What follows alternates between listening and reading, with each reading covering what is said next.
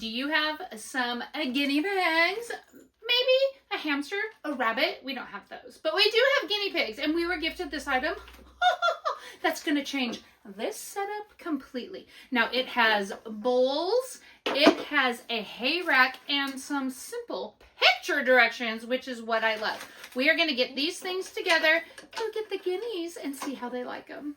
When putting this piece together, you have 5 different bars that you have to insert into the bottom holes right here.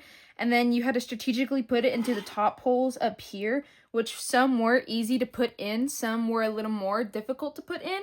But after you get them all in, then you have to screw the 2 screws on the side, on both sides. And currently right now what I am on is I've screwed 2 little screws into the big box, and it's going to go into these 2 holes right here to put the big base at. Okay, now that we have it all put together, let me show it up close here. Ooh, I forgot I put water in that side. Now, you can have this food and water, food and food, however you like it. We're going to try it with food and water. And then you can have your hay back here, which gives it a different variety for your hamster. Not your hamster. Well, yes, your hamster, your rabbit, but for ours, our guinea pigs. This is how we have it currently. They do love laying in this. So we're trying to see if they're going to like this aspect of it. What we don't like about this aspect is the hay seems to just get everywhere. But for this, it will just fall out of here and maybe collect right into this bin. So there won't be as much to clean up, which we're gonna like a lot. So we're gonna see if they can figure out where to get their hay, if it's back here. But I already like how it's in this little cage. Not only that, if they do end up chewing on the little bars here, they do like wood. So that part is good.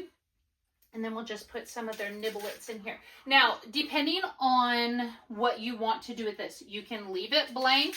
You can fill it with a cloth, which is what I'm going to do.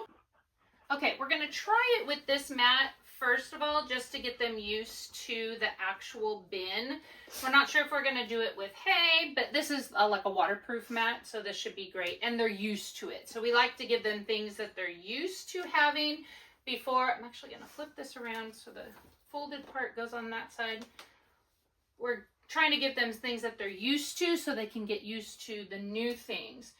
Okay, girls, I think I've got their new little thing set up here. Why don't you bring in the guineas? Let them start exploring. Okay.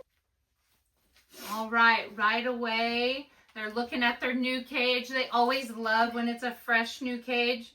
Oh, one of them has already found the lettuce. Of course, it doesn't take them long. We can't wait for them to see how much they enjoy their new hay area. We'll show you that here in a second as they get used to their new surroundings.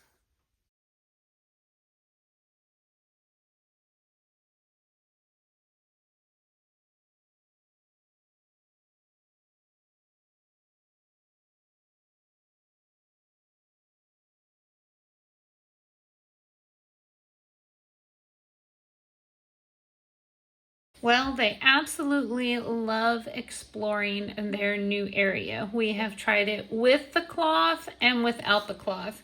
And I'll tell you, with the cloth, they tend to bury themselves underneath the cloth, which is so funny, but they still get to their hay. Without the cloth, I was a little bit worried that they wouldn't be able to jump into there, but little did I know they're great hoppers, so they can get in and out with ease. So if you are in need of the cutest hay keeper that also keeps food and water in an area for you to easily clean, this is what we would choose.